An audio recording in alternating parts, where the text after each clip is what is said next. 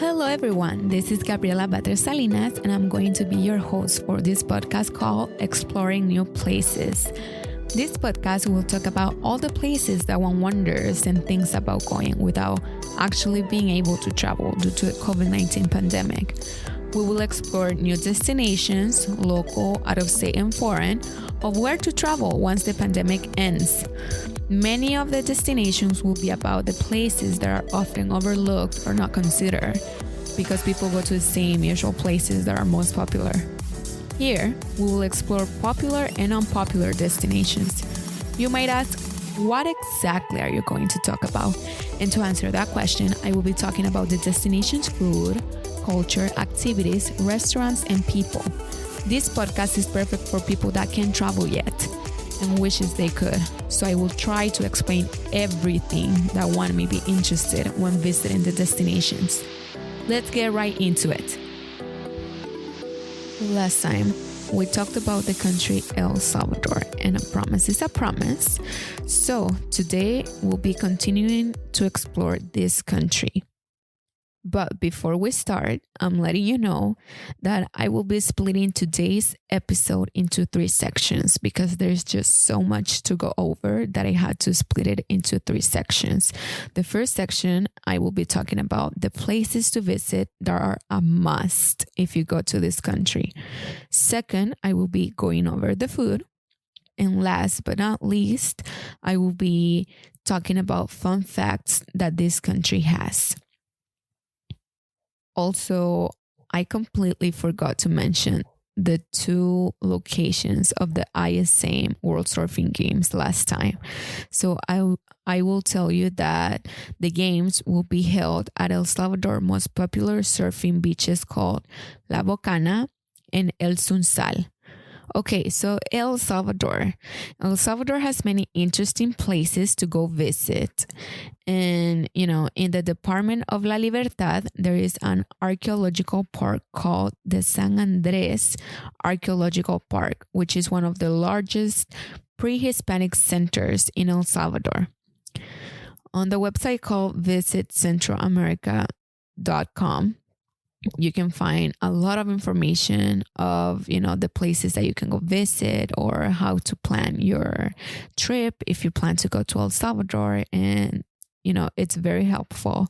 So it's visitcentralamerica.com. This website, they give you information about the San Andreas Archaeological Park, and they inform you that the site includes the Acropolis. And the Acropolis is, an elevated square with pyramids and houses in the upper part. So when you go to a park, you can check out the Acropolis and you can find out how it is and how people, used to live before.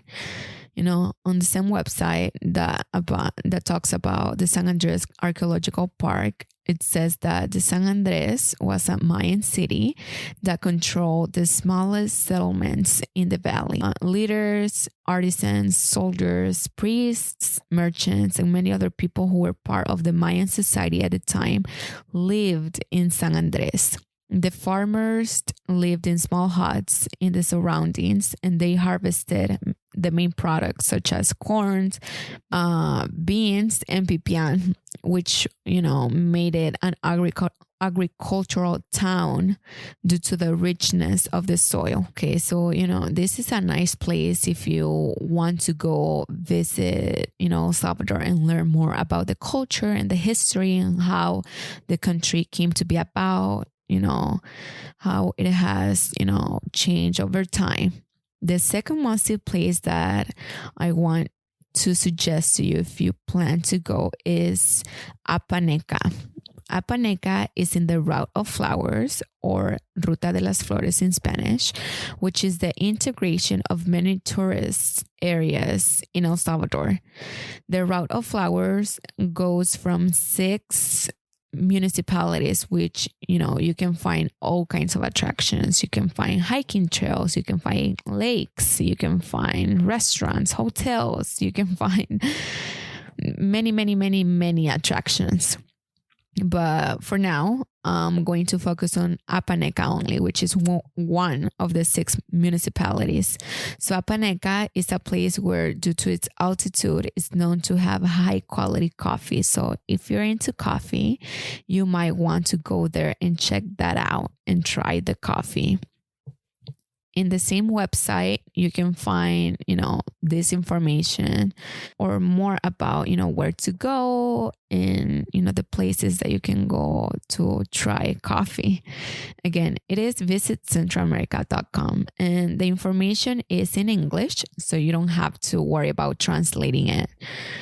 And, the internet, doing a good job at translating, because the website, it is, it's in English, so you don't have to worry about that. And, they say that Apaneca, has many hotels and restaurants because in the surroundings of that area, they have 2 lagoons. One of them is Las Ninfas and the other one is Laguna Verde, which are 2 very big tourist attractions. And, a lot of people come visit this pre-Hispanic city because of the lagoons and because of the sculptures known as gordinflones that are located on coffee plantations. It's the sports that you can practice in this area, Apaneca, are sports such as boogies and canopy, as well as ecotourism, such as landscaping and hiking are some of the things that you can practice or you can go do in Apaneca. Okay, moving on from attractions. Now we're going to talk about food.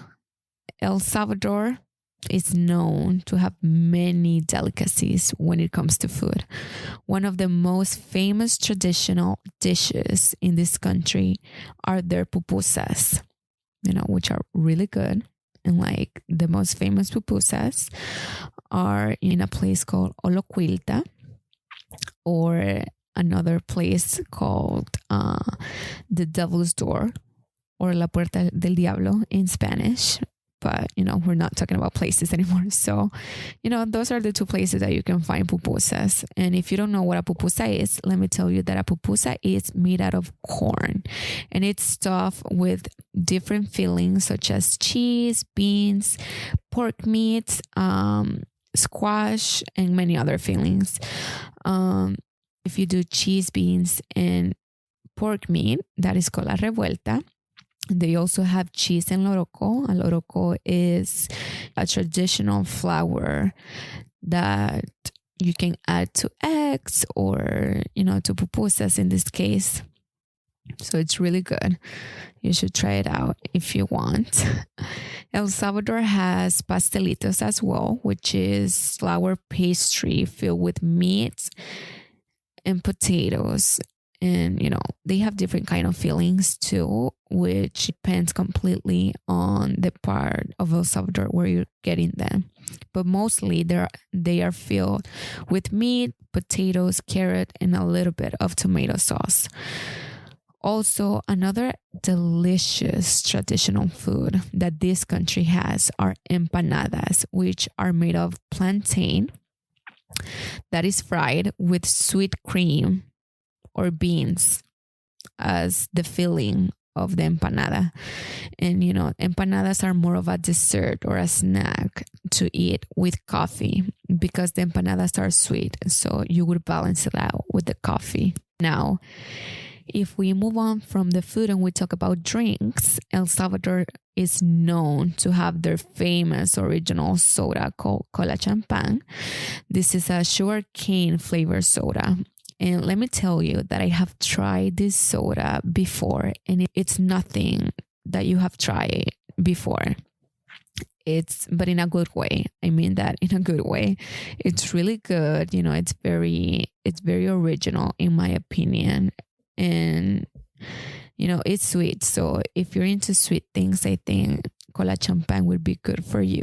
It's a really good soda, especially with ice. If you put ice, really, really nice. Okay, enough about food right now. I'm getting hungry now, especially because I'm looking at the pictures of these delicious Salvadorian dishes. Okay, so up next, I'm going to tell you some fun facts about this country. The first fun fact is that El Salvador used to be a country that was highly dependent on coffee export. And this changed in the late 19th century because the economy became more dependent on the service sector.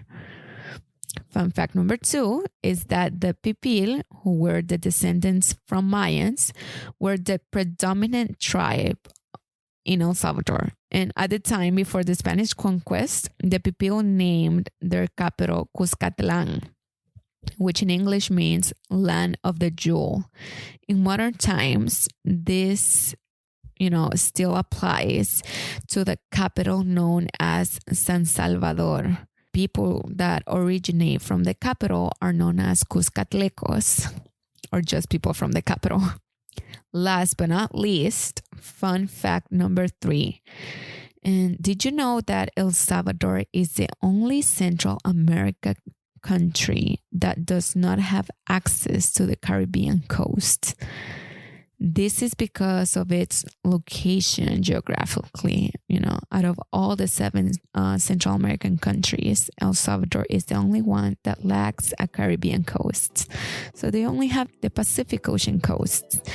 And, to conclude, I want to remind you again that this country has 23 volcanoes. So just imagine that you can go hiking to a lot of places. You can hike some of the volcanoes and you can find many, many attractions. So, it's just so cool for a very small country. Anyways, this is all the time that we have for episode number 1 of Exploring New Places. I hope that you learned something interesting and fun about this country. I invite you to leave a comment about the most interesting facts that you learned during this episode on our Facebook page, which is Exploring NP. Also, let me know what country or states you would want to know, listen, and learn more about. Stay tuned for our next episode in which we will be going over a new destination that should not be overlooked by you. Thank you for your time.